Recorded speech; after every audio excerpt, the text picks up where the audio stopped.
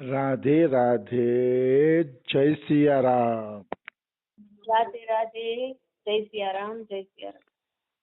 આપણે શ્રી શ્રી યશોધરજીનું ચરિત્ર ચાલુ છે. યશોધરજી ભગત પોતાના કુટુંબ સાથે ભજન કરતા હતા. એક દીકરો હતો, એક દીકરી હતી અને પતિ પત્ની પોતે 4 જણાનું પરિવાર હતું. પણ સરસ રીતે ભેગા મળી અને બધાય ભજન કરતા. હવે એના જીવન પ્રસંગોમાં પ્રવેશ કરીએ. અત્યાર સુધી તો એના છપ્પઈનો સત્સંગ જ હાલતો હતો. હવે આપણે જીવન ચરિત્રમાં પ્રવેશ કરીએ. તો જીવન ચરિત્રમાં પ્રવેશ કરીએ તો રૂપકલાજીએ આમનો એક પ્રસંગ લખેલો છે કે એમને વિશ્વામિત્રનો પ્રસંગ અતિશય ગમતો. વિશ્વામિત્ર રામજીને લેવા આવતા અને રામજીને માગી અને દશરથ રાજાને ગમતું તો નહીં, પણ છતાંય વિશ્વામિત્ર સામે બોલી ન શકતા એટલે રામજીને આપી દેતા. તો વિશ્વામિત્ર સાથે જે વન ગમન કરે છે રામજી, એ પ્રથમ વન ગમનનો પ્રસંગ આમને અતિશય પ્રિય હતો. તો એક વખત આ વન ગમનનો પ્રસંગ હાલતો હતો. તો વનગમનનો પ્રસંગ હાલતો હતો ને, તો રામ વિશ્વામિત્ર સાથે વનગમન કરે છે, વિશ્વામિત્ર સાથે ચાલ્યા જાય છે. તો આને દશરથજી જેવો વિયોગ ઉપડી ગયો. મારા રામ વયા ગયા, મારા રામ વયા ગયા, મારા રામ વયા ગયા. તો દશરથજી જેવો વિયોગ ઉત્પન્ન થઈ ગયો અને એને રામના વિયોગમાં શરીર છોડી દીધું. ધન્ય છે એના પ્રેમને. એનો પ્રેમ વાસ્તવમાં અતિ સુંદર કહેવાય, કહી શકાય કે જેને રામના વિયોગમાં શરીર છોડી દીધું. ભક્તિ એને જ કહેવાય કે જે ભગવાન માટે પ્રાણની પણ આહુતિ દેવા માટે તૈયાર રહીએ. આ તો પ્રાણની બાજીનો સોદો છે, સાધારણ સોદો નથી ભક્તિનો. આ કાંઈ થોડી પાંતિયાની 5 પીપર છે કે તમે બજારમાં જઈને પાંતિયાની 5 પીપર લઈ આવશો એમ. આ તો લાખો કરોડોનો માથા સાથેનો સોદો છે. મતલબ આમાં પ્રાણ પણ ન્યોછાવર કરવા પડે તો કરવા પડે એવો આ ભક્તિનો સોદો છે. આવું ઘણું થયું છે. કુંતા માતાને જ્યારે ખબર પડી કે ભગવાન શ્રી કૃષ્ણ ધામ પધારી ગયા છે, તો કુંતા માતાએ તરત જ શરીર છોડી દીધું. એટલે સંતો એમ કહે છે 5 પાંડવો કરતા પણ કુંતા માતાનો પ્રેમ જે કૃષ્ણ પ્રત્યે હતો, એ પ્રેમ અતિશય ગુપ્ત હતો અને એના હૃદયમાં છુપાયેલો હતો. આવી વાતો સંતો કરતા હોય છે. કારણ કે 5 પાંડવોને ખબર પડી કે કૃષ્ણ ભગવાન સ્વધામ પધારી ગયા છે, તો 5 પાંડવો તો હિમાલયમાં હાડ ગાળવા માટે નીકળ્યા. પણ એ તો હિમાલયમાં હાડ ગાળવા માટે નીકળ્યા, પણ કુંતા માતાને તો ખાલી ખબર પડી ને કે ભગવાન શ્રી કૃષ્ણએ શરીર છોડી દીધું છે, તો એ સાંભળતા વેત જ એને પ્રાણ ત્યાગી દીધા. એ સાંભળતા વેત જ એને પ્રાણ ત્યાગી દીધા. એટલે કુંતા માતાનો જે પ્રેમ છે, એ પ્રેમ દિવ્ય, સુંદર અને સરાહનીય છે. કુંતા માતા જેવો પ્રેમ કૃષ્ણને કોઈ ભાગ્યશાળી ભક્ત જ કરી શકે. આવો પ્રેમ બધા ન કરી શકે. ભગવાનના મૃત્યુના સમાચાર સાંભળીને શરીર છોડી દેવું એટલે એની અંદર કેટલો ભગવત પ્રેમ ભરેલો હશે. એને પોતાના દીકરાઓને 5 પાંડવોને પણ જણાવવા દીધું નહીં. એવા કુંતામાં હતા. કુંતામાં આવા બુઆ હતા કાનુડાના. બુઆ એટલે ફૈબા થાય. ફૈબાને આવો કાનુડા પ્રત્યે પ્રેમ હતો. પોતે ફૈબા હતા, છતાં પણ જાણતા હતા કે કાનુડો સાક્ષાત ભગવાન છે. નકર તો ભાઈનો દીકરો હતો, નાનકડો હતો, તો પણ એ ભગવાન માનીને જ કૃષ્ણની અંદર પ્રેમ રાખતા હતા. આવી વાત છે. તો પ્રેમ કાંઈક અલૌકિક વસ્તુ છે ભાઈ. પ્રેમ ભગવાન પ્રેમ પ્રેમ તો સબ કહે, પ્રેમ ન જાને કોઈ, પ્રેમ વાહી में જાનીએ જો આજ્ઞા વર્તી હોય. જે તમારી આજ્ઞાનું પાલન કરે ને એને જ તમારા પ્રત્યે પ્રેમ છે એમ કહી શકાય. બીજાને પ્રેમ છે કે નહીં એમ કહી શકાતું નથી. નિશ્ચિત એમાં કોઈ એટલે કોઈ શંકા નથી. તો યશોધરજીનું પૂરું પરિવાર ભક્તિમાં લાગેલું હતું, અને કેવી રીતે પૂરું પરિવાર ભક્તિમાં લાગેલું છે એનો હવે એક પ્રસંગ લઈએ. ભક્ત અને ભગવંતની સેવામાં આમની દ્રઢ નિષ્ઠા હતી યશોધરજીની. અને એમના પરિવારની પણ ભક્ત અને ભગવંતની સેવામાં દ્રઢ નિષ્ઠા હતી. ભજવે કો દો ઈ સુઘર કે હરિદાસ. ભજન કરું તો બે જણાનું ભજન કરવું, કાં તો ભક્તોનું ભજન કરવું અને કાં તો ભગવાનનું ભજન કરવું. ભગવાનના ભજનમાં તો કોઈ વિકલ્પ છે જ નહીં, ગમે એમ ભજો મંગલ જ છે. પણ ભક્તના ભજનમાં વિકલ્પ છે. ભક્તોનું ભજન એટલે ભક્તોની વાણીમાં શ્રદ્ધા રાખી અને ભક્તોની વાણી પ્રમાણે ભગવાનની પ્રાપ્તિ કરી લેવી, એ જ છે ભક્તોનું ભજન. એવું નહીં કે ભક્તની ચરણ સેવા કરવી ને ઓલું કરવું ને આ તેને, એ કોઈ ભક્તનું ભજન નથી. અને સ્ત્રીઓએ તો ખાસ કરીને ક્યારેય પુરુષ ભક્તની ચરણ સેવા આદિ ક્યારેય કરવું જોઈએ નહીં, અને સંતે પણ એ રીતે ચરણ સેવા આદિ કરાવવું જોઈએ નહીં, ન જ કરાવવું જોઈએ.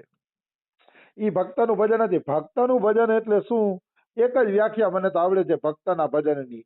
ભક્તનું ભજન એને જ કહેવાય છે કે જે વ્યક્તિ પોતાના વચન પ્રમાણે સાધકોનું જીવન તૈયાર કરે. બસ વચનની પાલન, આજ્ઞા પાલન, એ જ વાસ્તવમાં ભક્તોની સાચી ભક્તિ છે.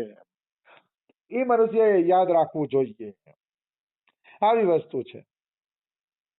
તો ભક્ત ભગવંતની સેવામાં યશોધરજીનું આખું પરિવાર લાગેલું હતું. એમ તો એ પરિવારની પરીક્ષા લેવા માટે એક દિવસ ભગવાન આવ્યા.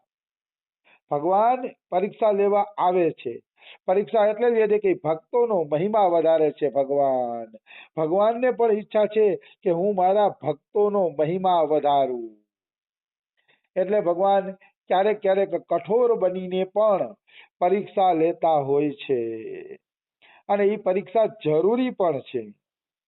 કારણ કે પરીક્ષા લે ભગવાન તો ભક્તને ખબર પડે કે હું કાચો છું કે પાકો છું. પોતે કાચા છે કે પાકા એ ત્યારે જ ખબર પડે ને જ્યારે પરીક્ષા લેવામાં આવે. આવી વાત છે. એટલે પરીક્ષા લેવી જરૂરી છે, એમાં કોઈ ખોટું નથી. આવી વસ્તુ છે. તો ભગવાન એક વખત સાધુ વેશ ધારણ કરીને યશોધરજીની પરીક્ષા લેવા માટે આવ્યા અને યશોધરજીની ઘરે પધાર્યા. યશોધરજીએ ખૂબ સરસ રીતે સ્વાગત સત્કાર કર્યું. એમના ચરણ ધોયા. ચરણ ધોઈને પરિવારને ચરણામૃત આપ્યું અને પોતાના ઘરમાં એ ચરણામૃતનો છંટકાવ કર્યો કે જેથી ઘર આખું છે એ તીર્થ બની જાય. ઘર આખું તીર્થ બની જાય એટલે એ ચરણનો છંટકાવ પણ કરે છે. આ રીતે એમણે ભગવાનનું સ્વાગત કર્યું. પછી કીધું યશોધરજીએ કે બોલો મહારાજ, તમારી અમે શું સેવા કરીએ? તમે જે કહેશો ને એ અમે સેવા કરશી. બોલો બોલો તમારી શું સેવા કરીએ? ત્યારે ભગવાન એમ કહે છે કે સેવા તો કહું કે પણ સેવા કેતા મને છે ને બહુ સંકોચ થાય છે. એમ થાય છે કે સેવા કહું કે ન કહું, બહુ સંકોચ થાય છે. તો એમ કે અરે પ્રભુ, તમે કોઈ પણ પ્રકારનો ભય ન રાખો. ભય રાખ્યા વગર સંકોચ છોડીને તમે ખૂબ મોજથી સેવા કયો, પ્રેમથી સેવા કયો. કે તમે કે ચિંતા ના કરો. તો કે ના ના, મને છે ને સંકોચ થાય છે. તો કે પ્રભુ તમે સંકોચ ન કરો, કે જે સેવા હોય બતાવી દો. ત્યારે આ એમ કહે છે કે મારું મન છે ને વિવાહ કરવા માટે ઉત્સુક છે. મને વિવાહ કરવાનો શોખ થયો છે. બોલો શું કરવું? કે તો યશોધરજી તો સંત સેવી હતા. કે અરે પ્રભુ, ખૂબ સારી વાત છે. કે 2-5 દી મારા ઘરે રોકાવી. કે તમારે અનુરૂપ કોઈ કન્યા મળે ને તો એ કન્યા હારે તમારો વિવાહ કરાવી દઈ. એમાં શું મોટી વાત છે? જો યશોધરજીની સંત સેવા જુઓ તમે.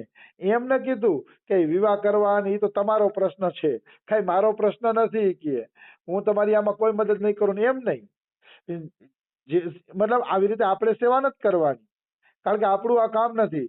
પણ આ તો એટલી ઊંચી કક્ષાના પહોંચેલા ભક્તો હતા કે આમાં પણ એની ઈચ્છા હતી કે આમાં પણ અમે સંતને સહયોગ આપી શકીએ તો આપવો છે.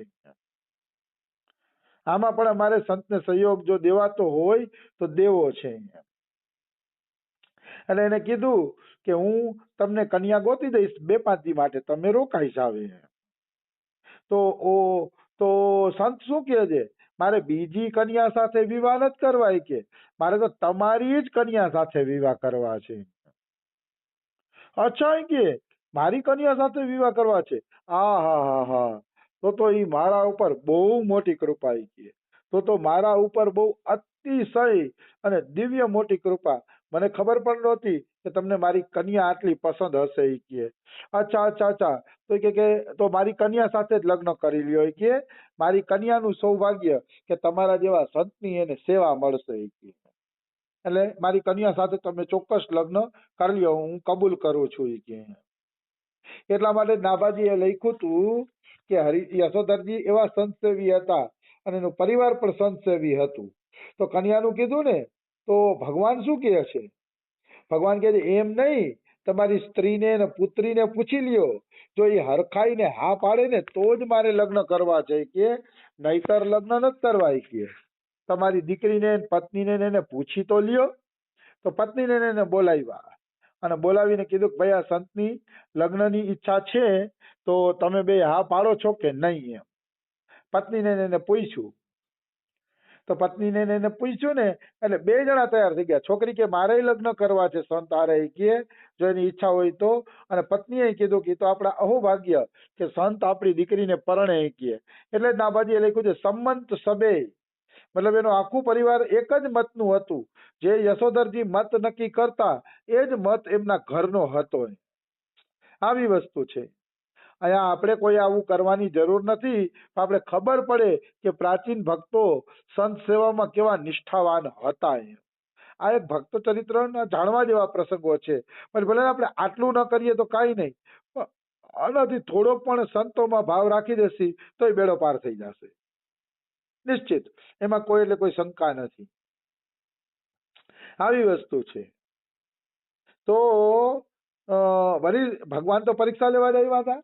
એટલે ભગવાન કહે છે હું એમનેમ વિવાહ નહીં કરું કે હું છે ને 1 લાખ રૂપિયાનું દહેજ લઈશ. તમારે કે મને 1 લાખ રૂપિયાનું દહેજ આપવું પડશે. તો 1 લાખનું દહેજ આપો ને તો હું લગ્ન કરું, નહીતર મારે લગ્ન નથી કરવા. તો યશોધરજી કે મારી પાસે લાખ રૂપિયો છે નહીં રોકડો કે, પણ અમારા ઘરમાં જેટલા સભ્યો છે ને, હું છું, મારી પત્ની છે, છોકરો, એ તો લાખ રૂપિયા ઉપર છે ને એની કિંમત. માણાની કિંમત તો લાખોની હોય ને. તો કે અમે ત્રણ તમારા દાસ બની જાય છે કે અને તમારી સદાના માટે સેવા કરશી. જેવી કેસો એવી સેવા કરશી કે પણ તમે છે ને કે મારી દીકરી હારે લગ્ન કરી લ્યો અને દહેજમાં અમને ત્રણેયને લઈ લ્યો કે અમે તને કે નોકર બનીને તમારી સેવા કરશી. તો ભગવાન પ્રસન્ન થઈ ગયા. ભગવાન છુપા ન રહી શક્યા અને ભગવાન એની સામે અસલી રૂપમાં પ્રગટ થઈ ગયા.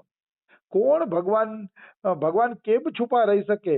જેનું આવું પરિવાર હોય, જેના પરિવારમાં આવી ભક્તિ હોય, એની પાસે ભગવાન કઈ રીતે છુપા રહી શકે? ભગવાન છુપા રહી જ નથી શકતા.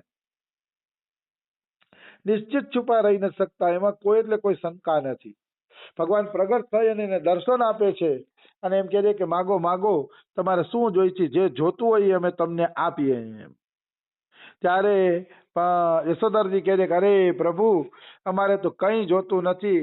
તમારી ભક્તિ મળે, તમારી સેવા મળે, એનાથી વિશેષ અમારે બીજું શું જોઈએ? કંઈ નથી જોતું. તોય ભગવાન આશીર્વાદ આપે છે કે તારા ઘરમાં સંત સેવા બનેલી રહેશે, ભક્ત સેવા બનેલી રહેશે અને તમે બધાય ભજન પરાયણ બનશો. ભગવાનનું નામ કથા કીર્તનમાં તમારી રુચિ થશે અને તમે લોકો સદાય ભક્તિ કરશો. આવું ભગવાન વરદાન આપે છે. તો કહેવાનો ભાવ શું છે? કહેવાનો ભાવ એ છે કે સંત સેવાનો આ ચમત્કાર છે કે સાક્ષાત ભગવાન એના ઘરે આવ્યા. ભલે પરીક્ષા કરવા આવ્યા, પણ આવી અને એને આટલા વરદાન આપી ગયા. આવડી મોટી કૃપા એમના ઉપર થઈ સંત સેવાના પ્રતાપે. એટલે સંત સેવા એ કોઈ નાની સૂની વસ્તુ નથી. હા, આપણે પછી આપણા સિટીમાં કે એમાં સંતો ન મળતા હોય તો કઈ વાંધો નહીં, ભગવાનનું ભજન કરવાનું. પણ કોઈ આંગણે સંત આવી ચડે તો શ્રદ્ધા રાખવી એમ. તો આ યશોધરનું ચરિત્ર હતું. હજી એનો એકાદો પ્રસંગ બાકી છે, કાલે લઈ લેશી. રાધે રાધે, જય સિયા રામ. રાધે રાધે.